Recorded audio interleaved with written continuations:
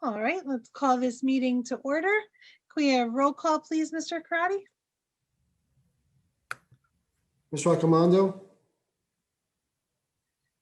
I know I saw him. Mr. Raccomando, you still here with us? Yeah, we'll come back to him. Am I seeing him? Yes, he's waving. There he is, okay. Ms. Ainello? Here. Mr. Florentino? Present. Ms. Mahoney? Here. Mr. Quinn? Here. Ms. Robinson? Here. Ms. Roloff? Here. Mr. Shearer? Here. Ms. Otterelli? Here. All right, if everybody could please stand for the Pledge of Allegiance.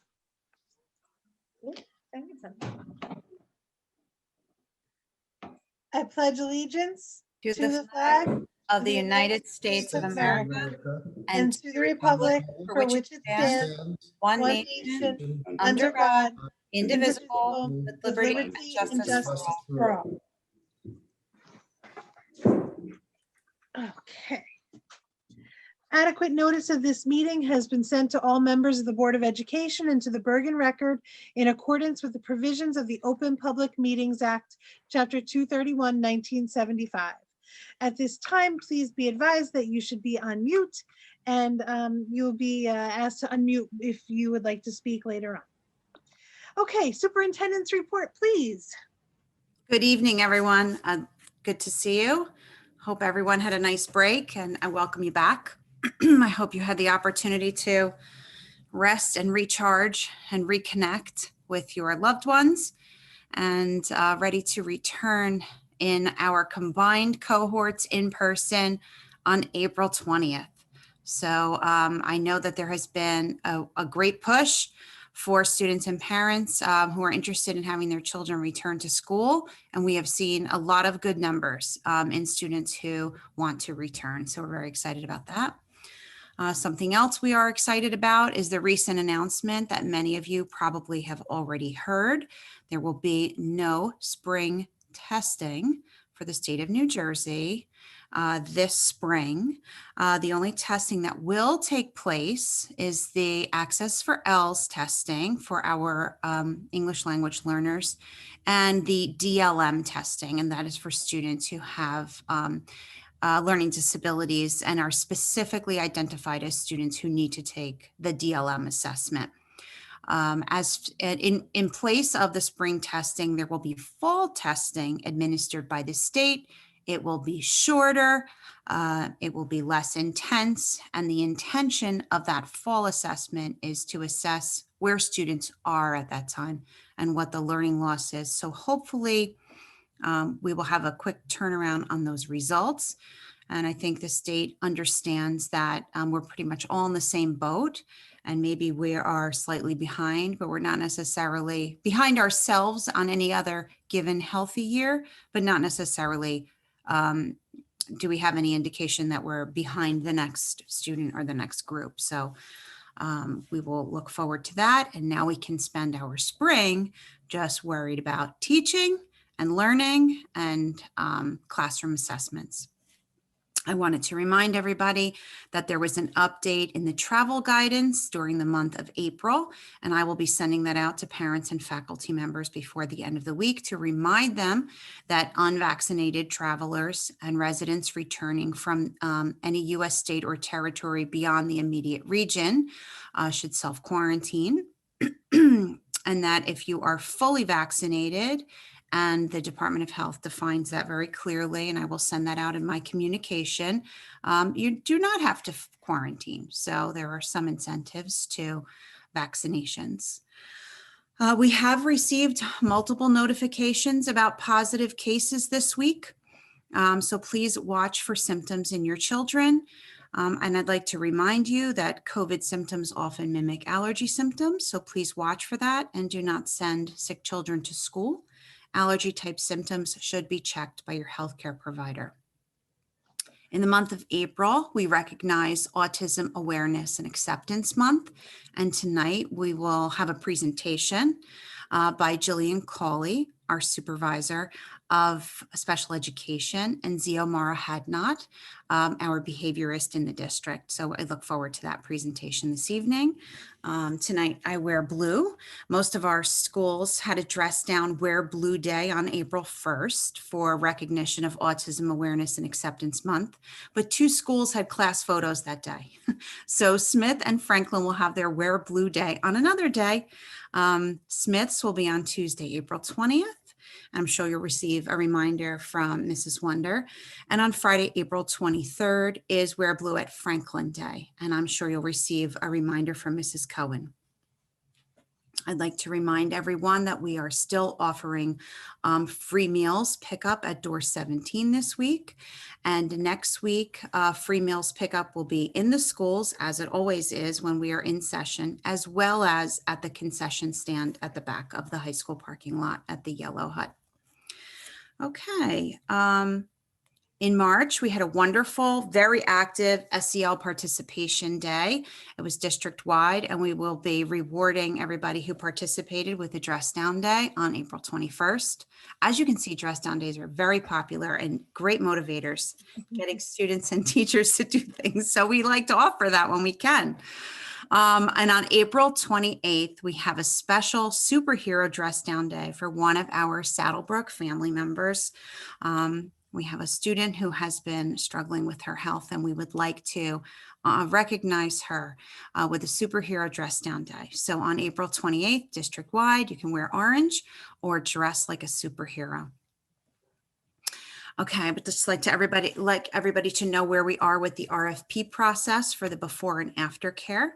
So the RFP closed yesterday morning, and we have a Board of Ed committee that will be reviewing all of the submissions. Now, the committee members are our president, Mrs. Mahoney, Angela Robinson, Stephen Quinn, and Sylvia Zottarelli, who were all part of the committee when we met with parents, created the questions, developed the guide for the point scale for our RFP.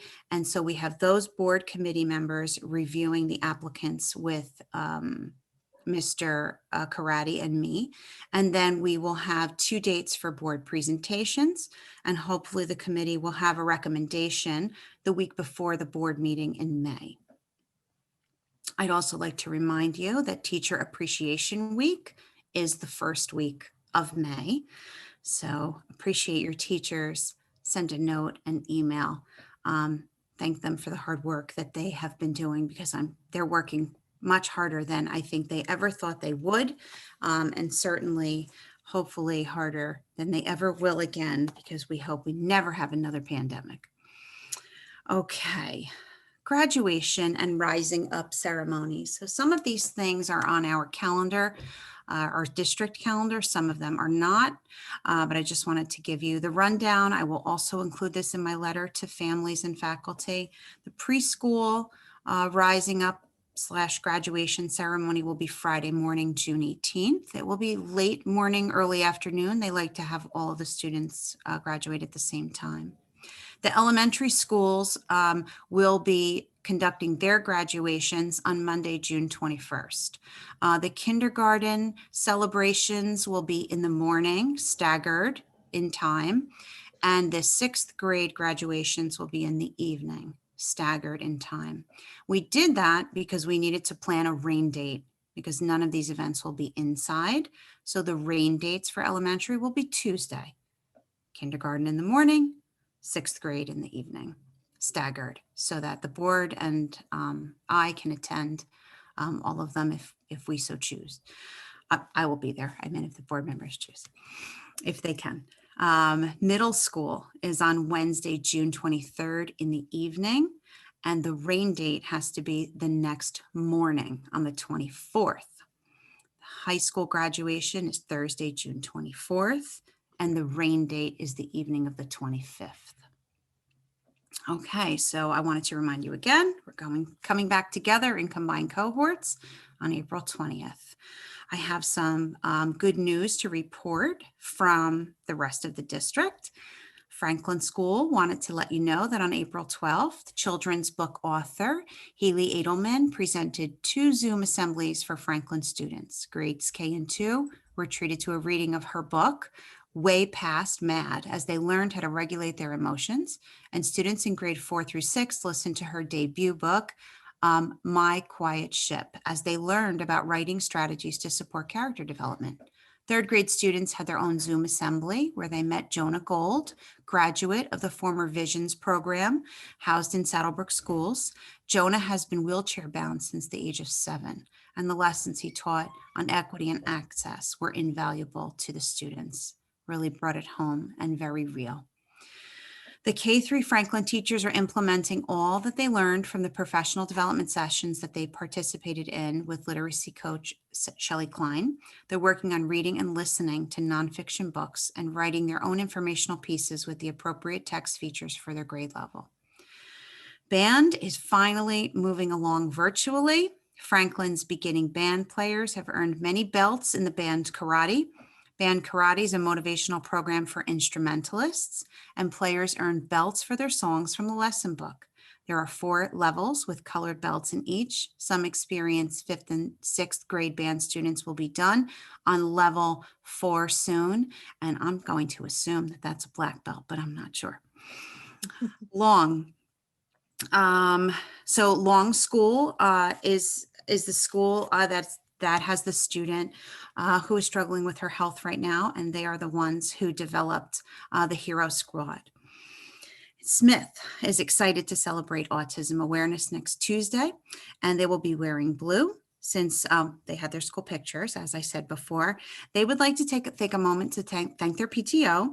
They've been working really hard to be creative and to hold and support the annual events. So they are currently in the middle of running the Spring Book Fair, and they are excited to welcome roughly 20 virtual students back next week as they combine their cohorts. Athletics. We'd like to congratulate the girls' basketball team on being named league co-champions with Elmwood Park this season.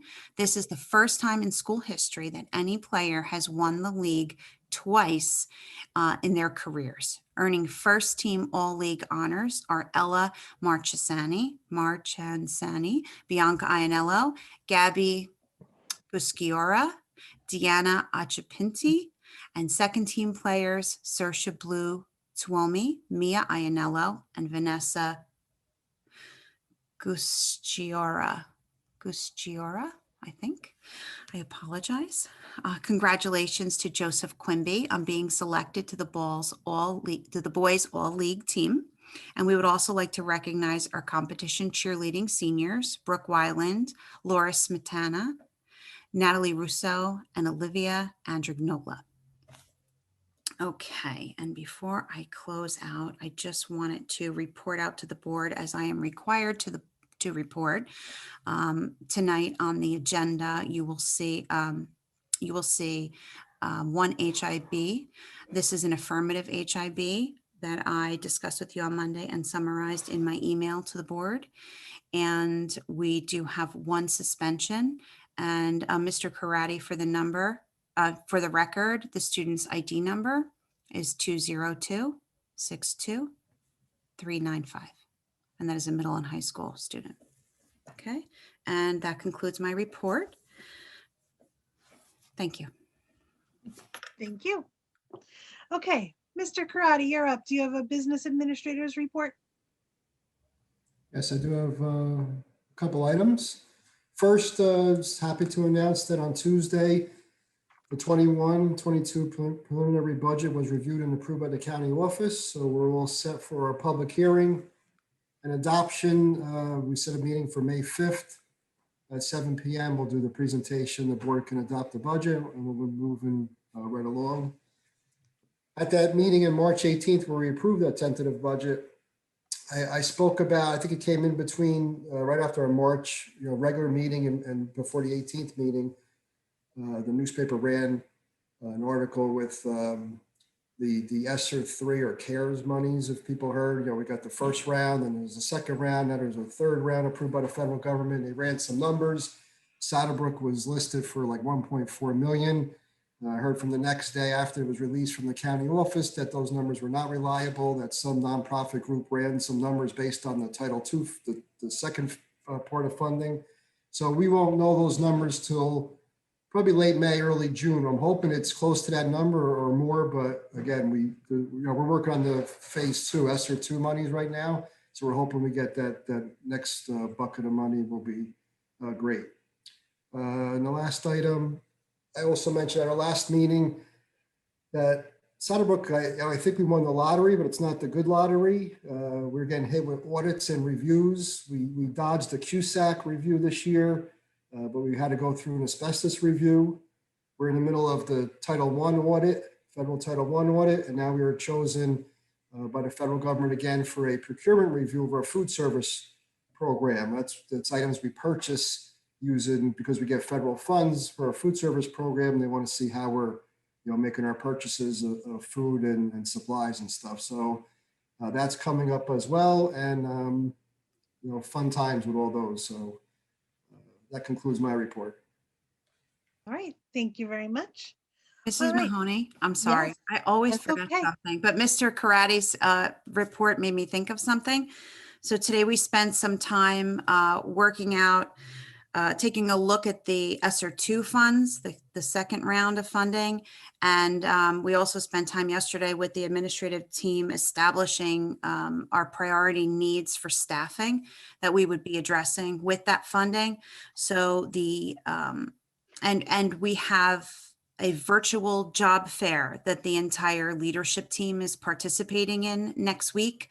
And so we wanted to make sure that we had any staffing decisions or positions that would be funded by ESSER ironed out so that we could post for those positions for the job fair.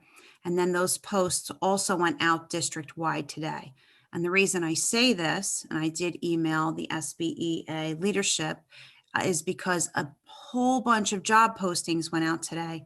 And I didn't want the faculty and staff to think that that meant that we were eliminating people in all of those positions and now posting to replace people. So I just wanted to put everybody at rest that if you see things like a position that you're currently in that's being posted, it's not necessarily at all about you. It could be that these are new positions that we're going to fund for at least a year, if not maybe 2, with CARES funding. So just wanted to make sure everybody knew that. And then once, when we apply for the grant, which the board will approve the submission of, we will itemize all of those positions for you. Okay. Sounds good. All right, and now it is time to move to our presentation. So I don't know if Ms. Shanley, you want to give a little introduction or you just wanna Sure. move to them? It's up to you. Sure. So I have to tell you, this will be a surprise to me too, but when you trust people to do good work, you can sit back and enjoy it with the public. So Jillian Cawley, our supervisor of special services, and Ziomara Hadnot, who is our behaviorist and is in all of the buildings all of the time. She's like the wild woman who's everywhere, are presenting to us about autism. So I give the floor to them, and I think Jillian is now the host. And so thank you for coming tonight, and I look forward to what you have to share. Well, thank you guys so much for having us and allowing us to do a short little presentation tonight. So I'm going to try and share my screen here and see if I have access to do it. Here we go. Okay, can you guys see that? We're good? Yes. Okay, perfect. All right. So as Mrs. Shanley said, I'm Jillian Cawley. I'm the supervisor of special services, and I'm here with Ziomara Hadnot, our district behaviorist. So we tonight just wanted to share a little bit with you all. See if I can, here we go, about autism. So April, as many of you guys probably know, is Autism Awareness, or more recently being called Acceptance Month. So autism is really a spectrum disorder that is a broad range of conditions characterized with challenges with social, Sorry, my computer screen just froze here. Sorry. Social skills, repetitive behaviors, speech, and nonverbal communication. So those can be all areas that are impacted by autism. So this month, we really wanted to kind of highlight autism and look at how we support students with autism in the district, both now and what we're looking to do in the future.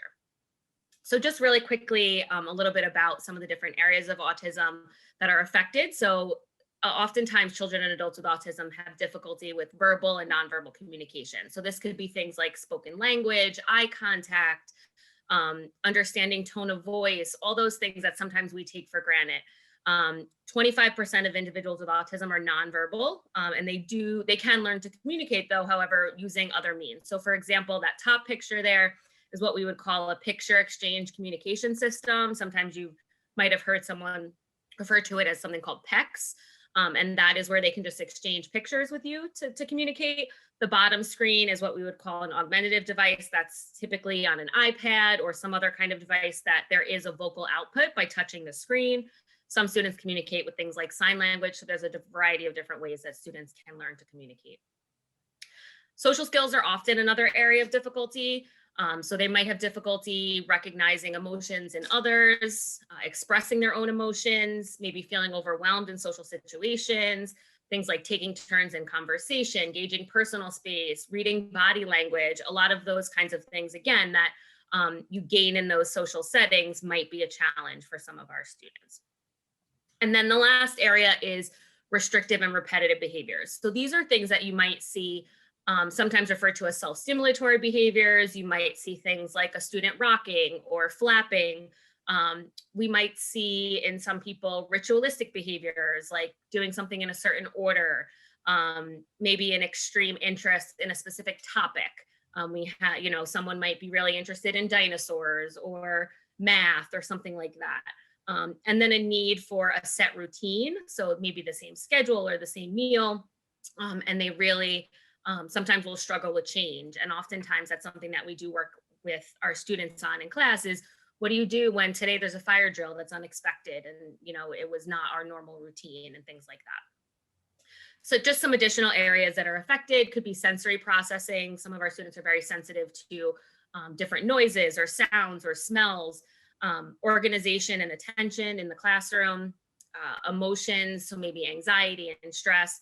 Some of our students do have cognitive impairments and as well as motor challenges, maybe gross motor requiring things like jumping and skipping and things like that, or more fine motor tasks. So just a little bit of autism has been steadily on the rise over the years. And actually the numbers in the nation are 1 in 54 children are diagnosed with autism, which is a pretty staggering number. But even more staggering than that is in the state of New Jersey, it's actually 1 in 32. So New Jersey is one of the highest states, the highest prevalence rates. And there's some different varying opinions, whether is it just that people are more educated and have more support, so they're seeking, they're recognizing symptoms earlier, or is it just the population, or, there's a lot of different theories out there, but the numbers are pretty staggering. Boys are actually 4 times more likely to be diagnosed with autism than girls. And autism does affect all ethnic and socioeconomic groups. So I love this quote, and I think this is so true when talking about anyone with autism. So if you've met one person with autism, you've met one person with autism, and everyone is so different and so unique. So I'm giving you kind of very broad generalities in terms of some aspects of autism, but it's not the same from one person to the next. So it makes it very challenging. But each individual with autism is unique. Many people on the spectrum have exceptional abilities in visual skills, music, academic skills. We have a lot of really talented students. About 40% of people on the spectrum do have average and above average intellectual abilities. And it's not a degenerative disorder where, students with intervention and support can improve, and they can certainly gain skills over the years. And we see that every day. So just quickly to go over just some common interventions for autism. Early intervention typically happens between 18 months and 3 years of age. And this is when we try the early intervention. We'll go in and try and provide as many supports as possible at that young age when they're still moldable and really can try and improve learning and communication and social skills at that young age. And then comes oftentimes ABA. So this is an evidence-based intervention. It's really the gold standard that has been researched and proven to be effective. And really the two pieces of that are to increase the useful desired behaviors so we can hopefully improve their quality of life, looking at communication, social, academic, self-help, leisure skills, all those different areas, and then to decrease any behaviors that would interfere with those things. Many children also benefit from other interventions like speech, occupational, and physical therapy. So how do we support kids with autism in Saddlebrook? So I'm just going to show you the different programs that we do have. So at Washington Preschool, we do have 4 different classrooms. We have a half-day preschool disabilities class, a full-day preschool disabilities class, and then a full-day analysis or ABA class. And then we also have a general education class that we are able to integrate students into.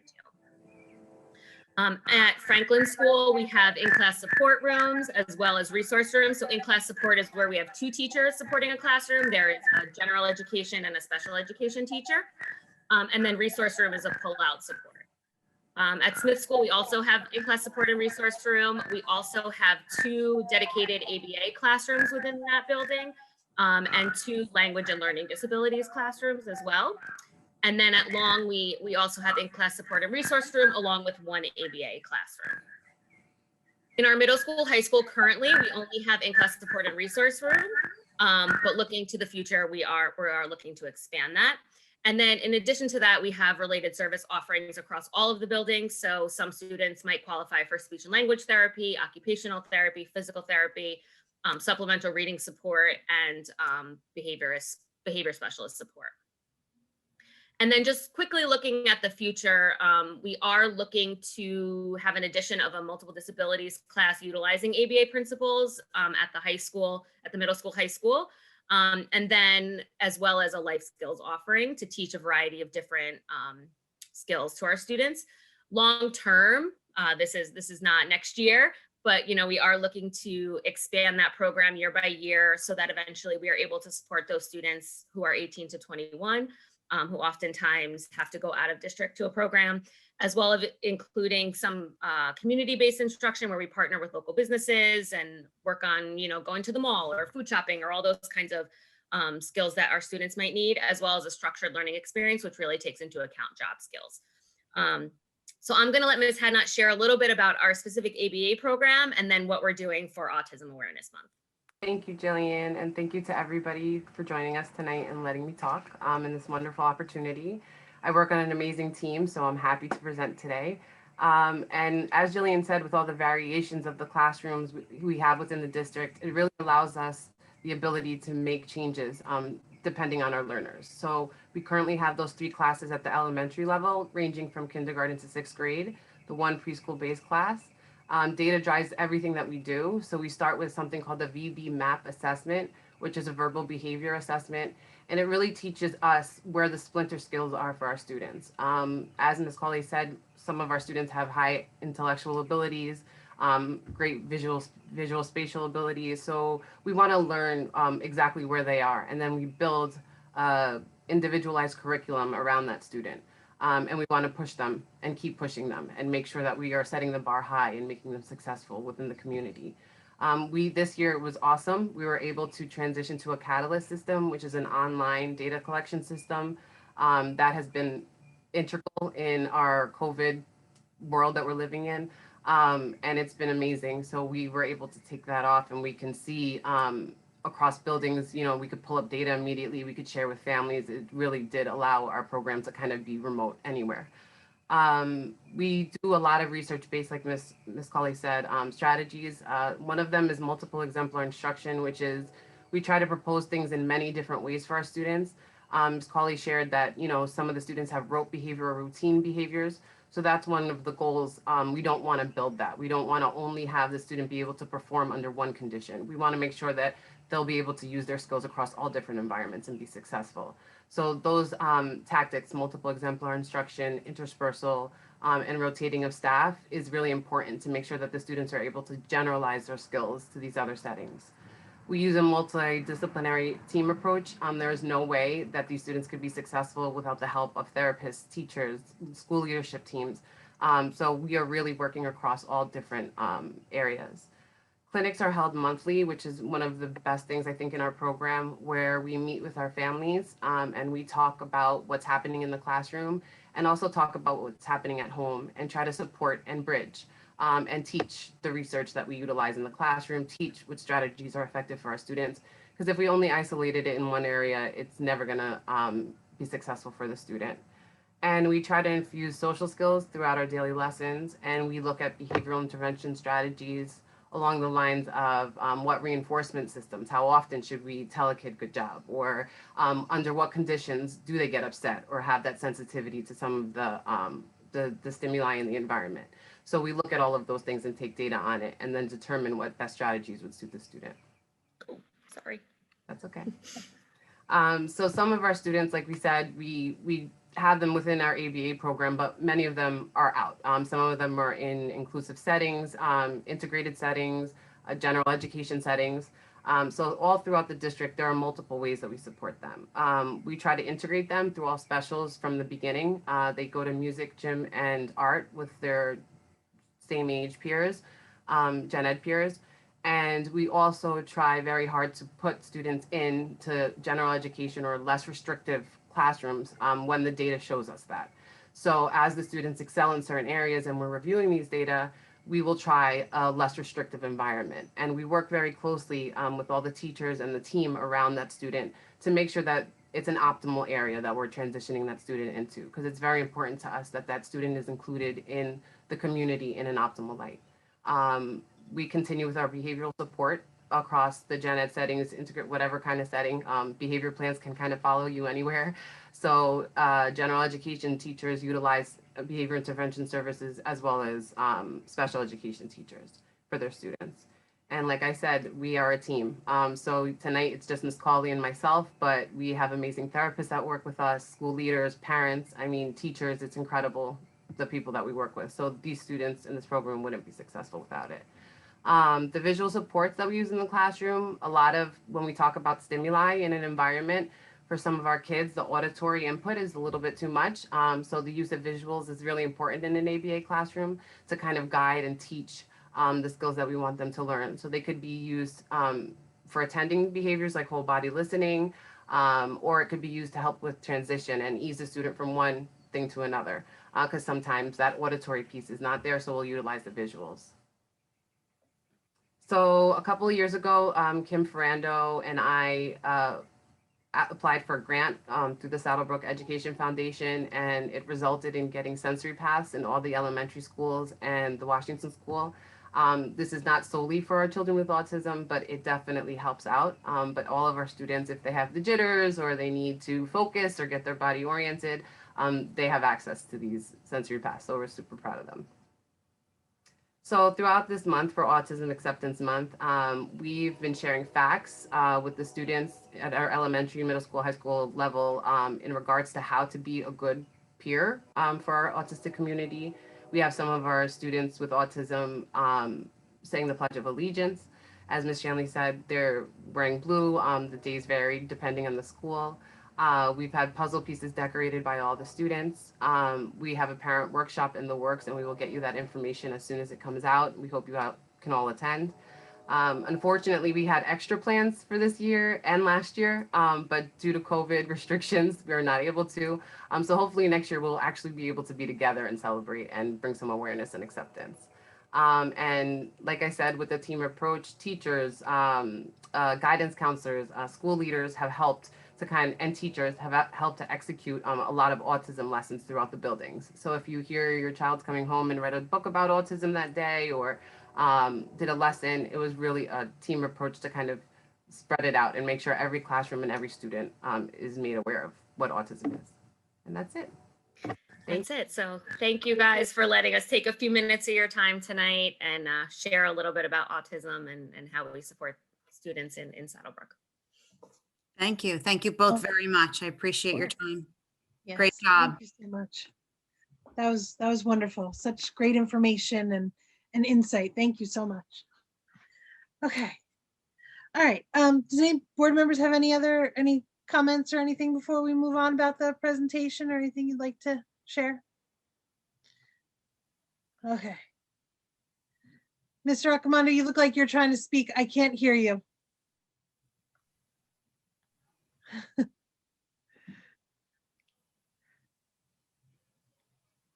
Nope, we can't hear you at the moment. I'm You sorry. can type it in the chat or text it to me. Oh, good job, as you're saying? Okay.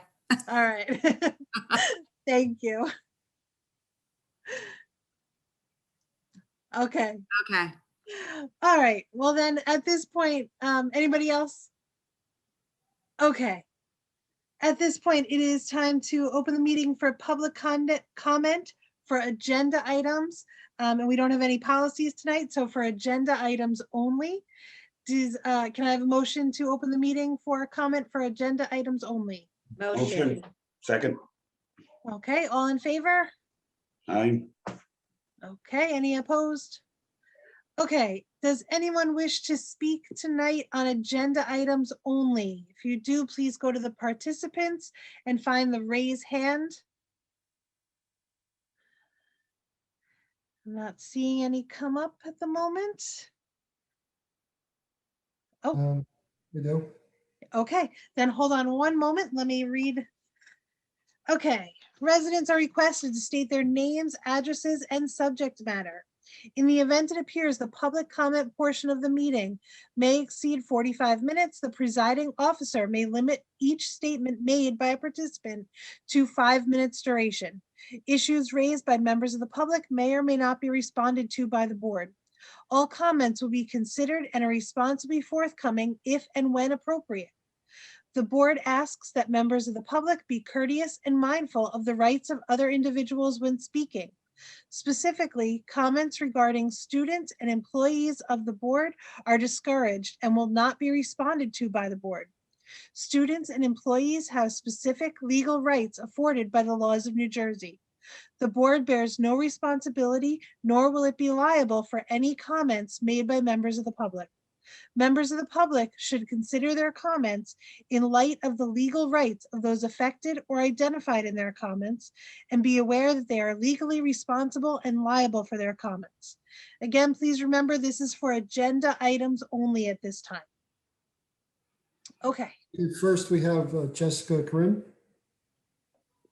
Hi, Jessica Curhin, 36 Nedlick Drive. I think it's F1118, the guitar proposal to be proposed. I'm just curious, is that on the high school level or will that be introduced on elementary level as well too? Thank you. Okay, thank you. Thank you. Next is Emily Sycamatellis. Hi, Emily Scamatellis, 86 Bell Avenue. I was just wondering if the autistic program will be open to neighboring districts as well, or is it just for Southbrook now? Thank you. Anybody else wishing to address the board? Great, can you hear me yet? Yes, we could. Yes. Mike. Oh, right. Sorry, thank you. Anybody else? This is for agenda items only. I don't see any more hands up. All right. Then can I have a motion to close the meeting for public comment on agenda items? Motion. Motion. Second. All in favor? Aye. Okay. Ms. Shanley, you wanna? Sure, I can address. So the guitar class will be a middle school class and it will actually replace the current music exploration class. The kids really enjoy guitar. I believe we already have guitar at the high school. So this is a good music exploratory for them. So it's replacing the other middle school music class.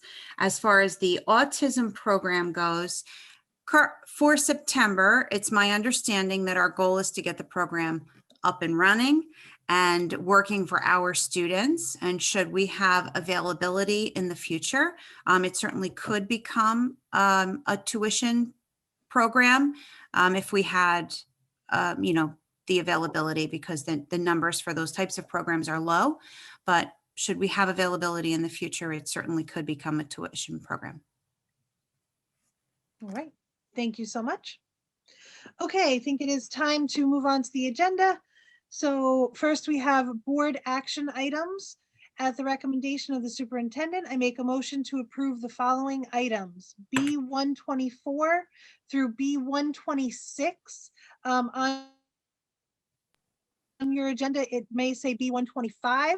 So the second one is B 126, the findings for the HIB. Okay, so B 124 through 126. Do I have a second? Second. Any discussion? Okay, Mr. Karati? Okay, we're starting with Ms. Roloff this evening. I caught you off guard. You're muted. Yes. Thank you. Mr. Scherer, Yes. Ms. Otterelli, Yes. Mr. Accomando, Yes. Ms. Ainello, Yes to all, but I'm going to abstain from B 125. Mr. Laurentino, Yes. Mr. Quinn, Yes. Ms. Robinson, Yes. Ms. Mahoney. Yes. Thank you. Okay, education and curriculum, Ms. Roloff. Evening. At the recommendation of the superintendent, I make a motion to approve the following items. E 117, and it says F 118, which is a correction. It's E 118. Okay. So I make a motion. Any questions? We have a second? Second. Any discussion? Okay, Mr. Karati? Ms. Roloff, Yes. Mr. Scherer, Yes. Ms. Otterelli, Yes. Accomando, Yes. Ms. Ainello, Yes. Mr. Laurentino, Yes. Mr. Quinn, Yes. Ms. Robinson, Yes. and Ms. Mahoney. Yes. Thank you. Okay, finance, budget, and facilities, Mr. Quinn. Yes, at the recommendation of the superintendent, I make a motion to approve the following items, F406 through F411. Again, that's F406 through F411. Okay. Second. Thank you. Okay, any discussion or questions? Okay, Mr. Karati? Ms. Roloff, Yes. Mr. Scherer, Yes.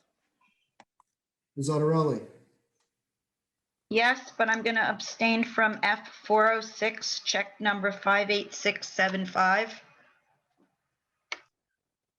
Mr. Accomando, Yes. Ms. Ainello, Yes to all, but in F 406, I'm going to abstain from check numbers 1270 and 1565.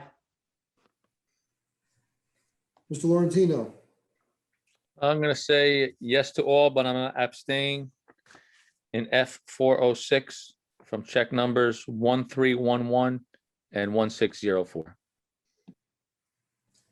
Mr. Quinn, Yes to all. Ms. Robinson, Yes. and Ms. Mahoney. Yes. Thank you. All items pass. Okay. We do not have any policy or negotiations this evening. So Mr. Accomando, personnel, please. Sure. At the recommendation of the superintendent, I make a motion to approve the following items. P 874 to P 913. Okay. Do we have a second? Second? Thank you. All right. Any questions or discussion? Okay, go ahead, Mr. Karati. Hey, Ms. Roloff, Yes. Mr. Scherer, Yes. Ms. Otterelli, Yes. Mr. Accomando, Yes. Ms. Ainello, Yes to all, but I'm going to abstain from P 894. Mr. Laurentino, Yes. Mr. Quinn, Yes.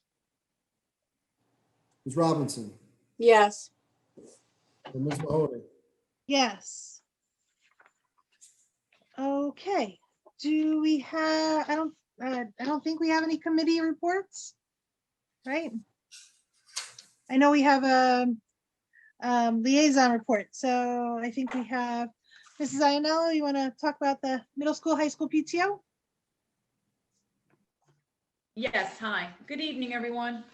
Okay, the middle school, high school PTO meeting was on March 22nd. Okay, Mr. Meisch came and gave a report. Mrs. Cawley also came and gave a presentation to the parents to provide them a safe place where they can get resources. Okay, to just recap some of the things in Mr. Meisch's report, he talked about combining the cohorts. He talked about the schedule change in April, student scheduling with the programs for next year, and how they, the counselors would be reaching out to the middle school, let me hold on, students, wait, I'm sorry. Students would be meeting with the counselors. They were starting from the juniors and working the way down.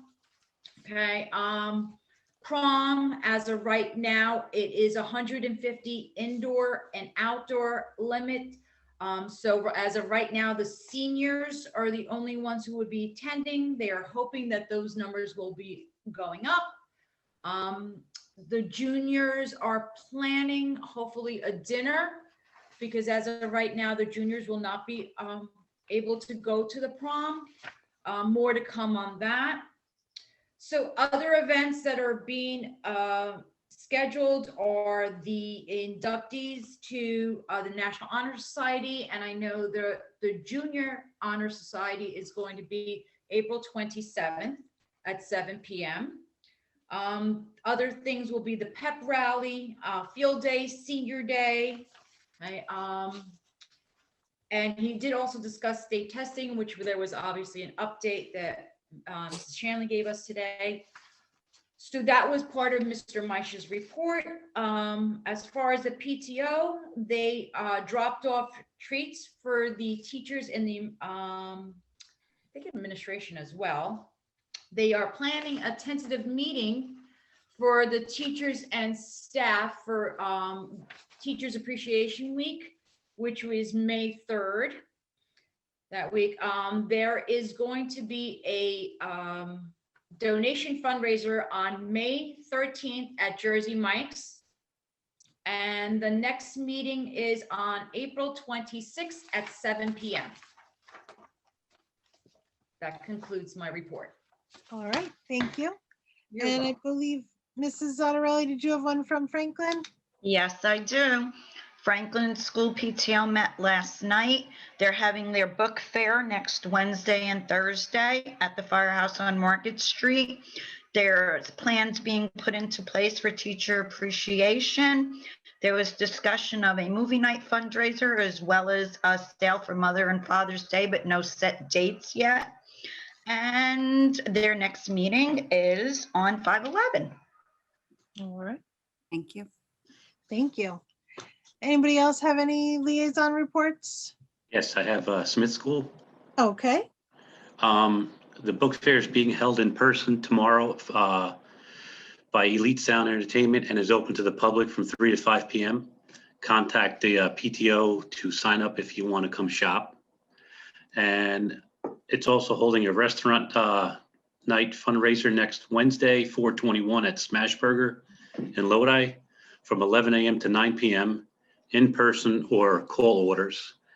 And the PTO meeting is next, it says next week, 4/22, 7 p.m. on Zoom. okay. Mike, where is the book fair, please? Smith School. You said it was, Oh, I'm sorry, held in person tomorrow at Elite Sounds Entertainment. okay, thank you. Thank you. I probably said it wrong. No, I didn't hear it. Thank you. Okay. Okay, anybody else have a liaison report? Okay. Do we have any correspondence tonight? I Yeah, could, none- through what I missed. I'm sorry. Oh, sure, go ahead. When I was, To Ms. Coley and Ms. Hadnot, thank you so much. I know that the state hasn't really done much to help a lot of these families, but locally, thank you for what you guys have been doing.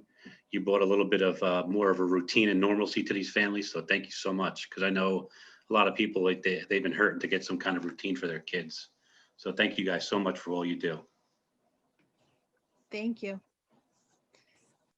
Okay, I think we're moving on. Do we have any old business? Have old business? Go ahead.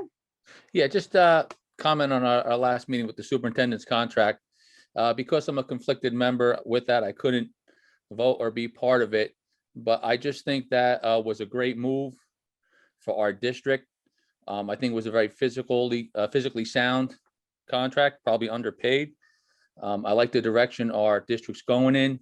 You can see the great presentation. Ms. Coley, thank you tonight with your partner for the autism presentation.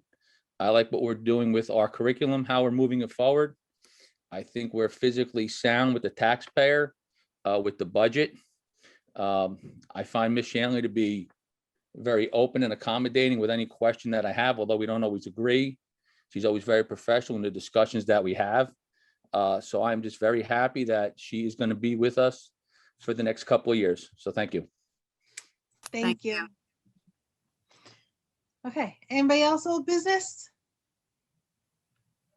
Do we have any new business? New business. Go ahead.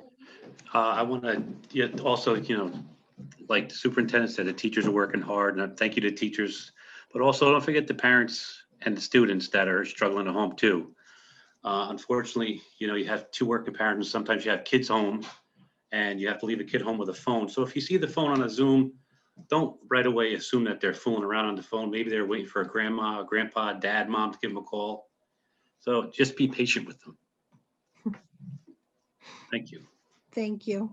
Through the chair. Yes. After Monday night's meeting, we received an email, and I just wanted to know if that was being addressed or has been addressed. Yes. Thank you. Okay, thank you. Anybody else, any new business? Okay, then it is time to, can I have a motion to open the meeting for public comment? Motion. Second. All in favor? Any opposed? Okay, so this time we are opening for public comment on any topic. If you would like to speak tonight, please go to the participants and find the raise hand. And if you would like to speak tonight, please do that.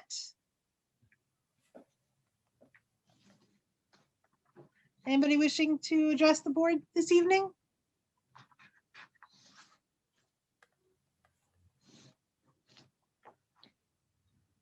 I'm not seeing any at the moment. Okay, nobody yet? All right. So can I have a motion to close for public comment? Motion. Second. Second. All in favor? Aye. Okay. Well then, I don't believe we need to go into closed session for anything, right? No. Think we're good? Okay. Then our next meetings, we have the budget presentation on May 5th. I believe that is at 7 p.m., right, Mr. Karati? 7 Yes. p.m. And then our next regular meetings will be May 10th and May 12th. Okay, so can I have a motion to adjourn? Motion. Second. Thank you. All in favor? Aye. Aye. I just Any- want to know, are we supplying margaritas on May 5th? No, For that's Cinco de not. Mayo? That's a no. Bring your tacos with you. How's that? Tacos. Tacos. All right. Have a good one, everybody. Thank you. Bye, everyone. Thank you. Have a good night. Everyone. Thank you all. Great job, Kelly.